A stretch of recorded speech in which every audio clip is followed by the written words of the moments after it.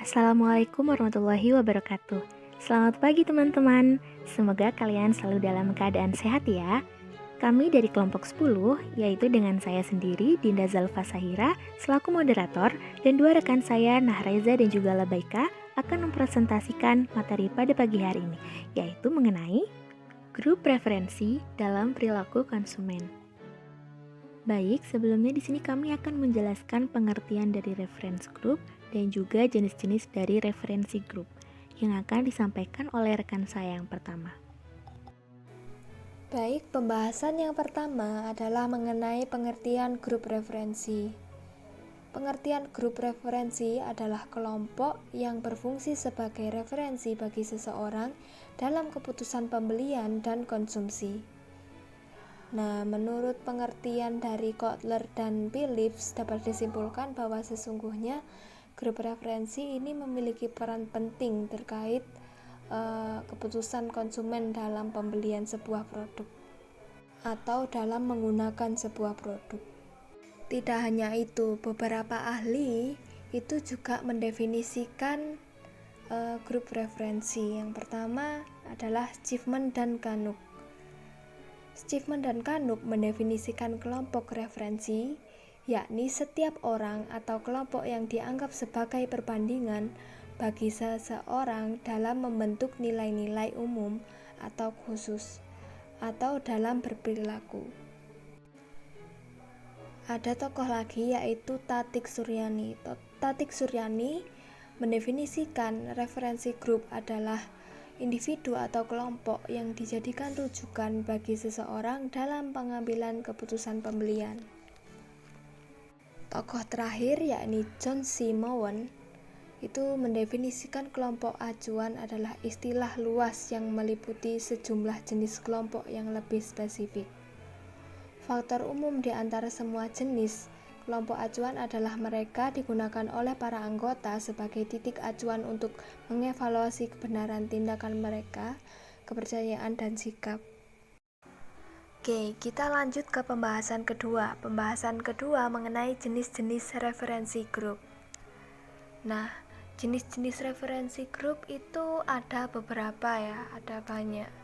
Ada 6 yang kita bahas kali ini.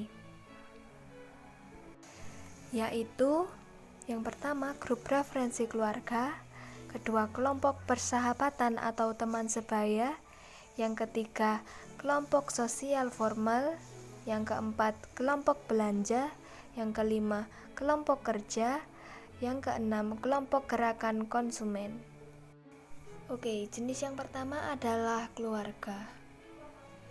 Grup referensi keluarga merupakan bentuk kelompok primer yang berperan penting dalam sosial keanggotaannya terhadap perilaku konsumen dalam penggunaan produk. Contohnya, misalkan seorang ibu itu memiliki pengaruh yang kuat terhadap anak perempuannya dalam mengkonsumsi produk-produk kecantikan. Nah, kenapa hal ini bisa terjadi? Karena biasanya keluarga itu menanamkan kebiasaan dalam memilih produk dan berbelanja dalam suatu keluarga itu. Nah, jenis yang kedua adalah kelompok persahabatan atau teman sebaya. Kelompok persahabatan atau teman sebaya merupakan bentuk kelompok informal. Konsumen sebagai manusia membutuhkan hubungan sosial melalui persahabatan. Bagi konsumen yang kebutuhan afiliasinya tinggi, keberadaan kelompok persahabatan atau teman sebaya ini sangat penting untuk memenuhi kebutuhan sosial, bekerja sama, bergabung, dan berinteraksi dengan orang lain. Kelompok persahabatan atau teman sebaya terbentuk biasanya karena adanya kesamaan dalam hal adanya kebutuhan sosial, kesamaan hobi atau kegemaran, sikap, dan perilaku. Contohnya misal dua orang sahabat yang sama-sama musisi, mereka membicarakan terkait gitar merek apa yang enak untuk digunakan. Atau contoh lain yaitu misalkan ketika dua orang sahabat yang memiliki gaya hidup yang sama atau kesukaan dalam memakai tas dan pakaian itu memiliki selera yang sama pada brand-brand yang bermerek gitu, misal Gucci, Chanel atau GA gitu ya. Selanjutnya ada kelompok sosial formal. Di dalam masyarakat terdapat sekelompok orang-orang yang secara formal membentuk suatu kelompok. Misal, kelompok arisan PKK, kelompok keagamaan, perkumpulan olahraga, dan lain-lain. Kelompok-kelompok ini mempunyai pengaruh yang sangat kuat kepada anggotanya. Selanjutnya, saya akan jelaskan tentang kelompok belanja. Suatu kelompok dapat disebut sebagai kelompok belanja jika terdiri dari 2 orang atau lebih yang berbelanja bersama dalam waktu yang sama. Apakah membeli makanan, kebutuhan dapur atau pakaian, dan lain-lain. Kelompok ini biasanya bersifat informal dan merupakan kelompok primer. Baik, selanjutnya yaitu kelompok kerja. Bagi konsumen yang bekerja, pasti sebagian besar waktunya dihabiskan di tempat kerja. Dalam keterlibatan ini, kerja menjadi hal yang paling penting di beberapa instansi, contohnya, di mana pemerintah kelompok kerja ini 10 terbentuk secara formal, mengikuti pembagian kerja, dan umumnya sesuai dengan bidang atau aspek fungsional yang ada.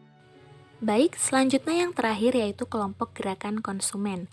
Seperti yang kita ketahui, konsumen sangat mempunyai kesadaran atas hak-haknya sebagai konsumen dan menyadari begitu pentingnya adanya kontrol terhadap pemenuhan hak-hak konsumen dalam membentuk suatu kelompok yang disebut kelompok gerakan konsumen.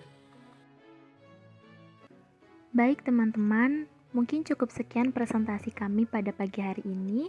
Apabila ada kesalahan, mohon dimaafkan. Jika ada yang ingin ditanyakan atau yang kurang jelas dari apa yang kami sampaikan, bisa ditanyakan melalui chat pada grup kelas psikologi konsumen. Cukup sekian dari kelompok kami. Terima kasih teman-teman sudah menyimak dengan baik. Wassalamualaikum warahmatullahi wabarakatuh.